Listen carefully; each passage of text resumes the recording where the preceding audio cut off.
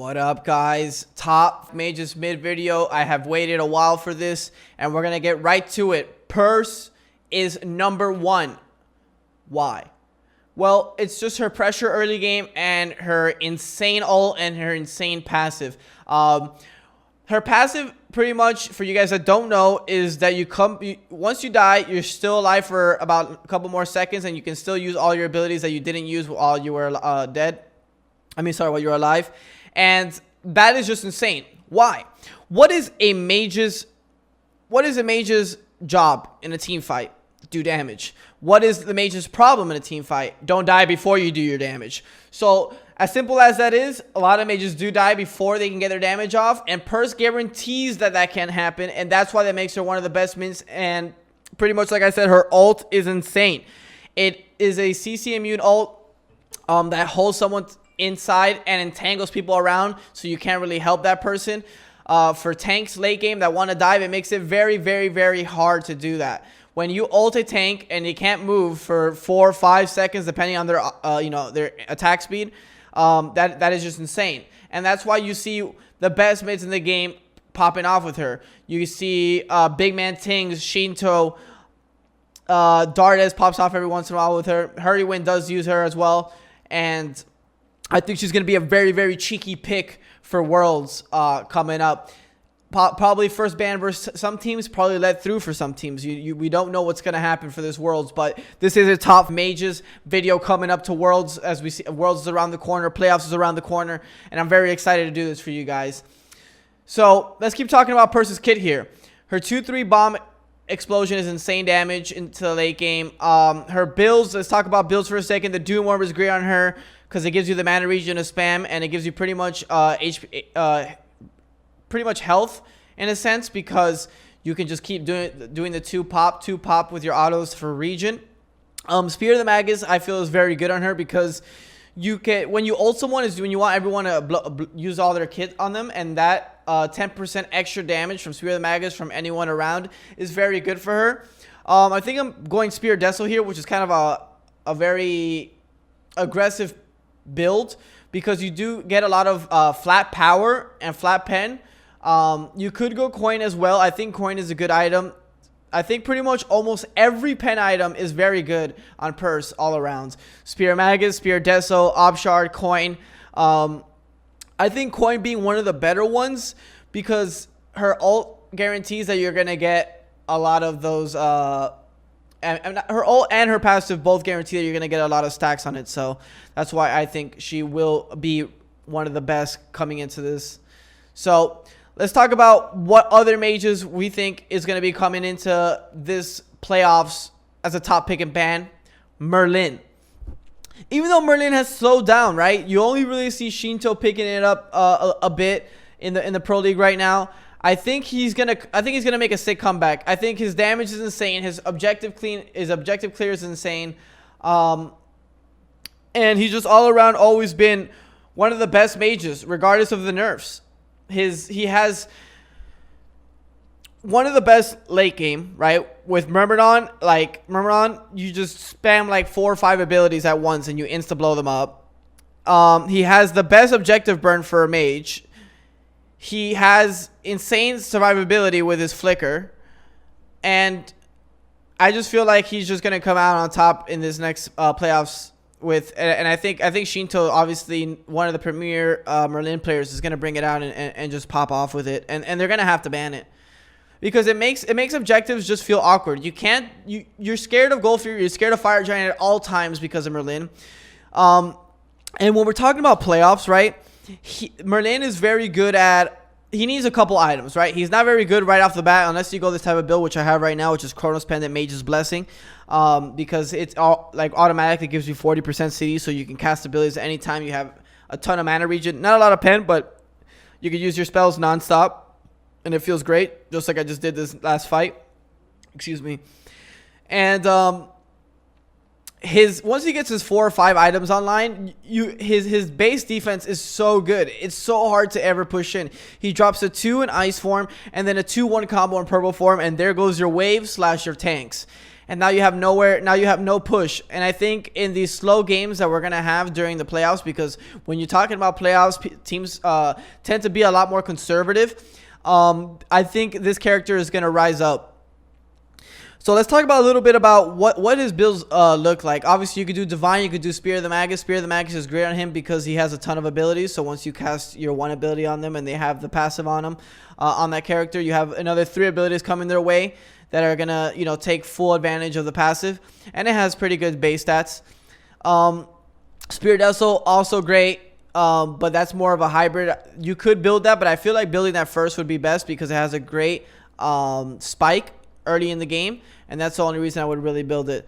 So here they're overcommitting on me mid, and I just full combo with a 2-1. I'm in trouble here. I should Aegis the Tsukuyomi ult, look to reposition, hit a good one, and boom.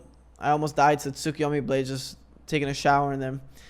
And Soul Reaver, obviously premier mid item, an item that we should be talking about for every single mid right now, even though we haven't seen it build as much as we usually do. Because honestly, I don't know why. We just haven't. I think we've just been seeing a lot of the flat pen and percent pen items being built a ton. Even so, a lot of mages have been building defense. So let's just go for a second on why a lot of mages are building defense right now. It just feels like the best junglers in the game right now are full dive. Set, Tsukuyomi, even bots, Ravana. All these junglers and them are all so good at diving. So good at diving. And I think just building a quick mantle or a breastplate or some sort of HP helps that early burst dive that allows you to get your damage off, which was I was saying earlier with Perse that you need to. Your job is to get damage off. That's your only job, just to do as much damage as you can and obviously stay alive as long as you can. And defense items allowing that to happen. I feel like the amount of defense, the investment of defense is worth a little bit more than getting extra damage, because you could actually get your damage off with the one defense item. But just like everything in Smite, that's situational.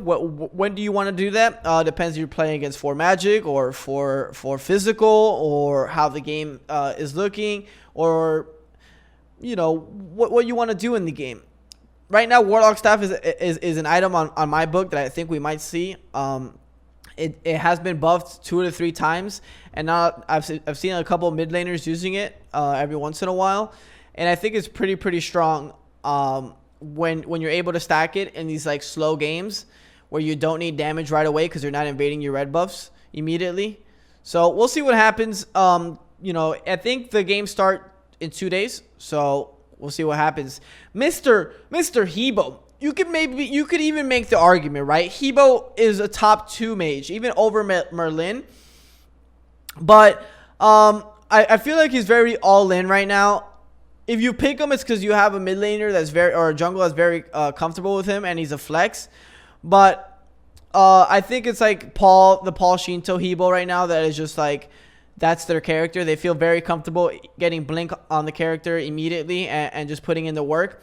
But that's just like a Thor pick for me, right? It's a comfortable pick. It's a pick that I know that the problem with the pick is that you can die and you just need to ult away. You get poked out, then you ult away, and then the character is essentially not the same character.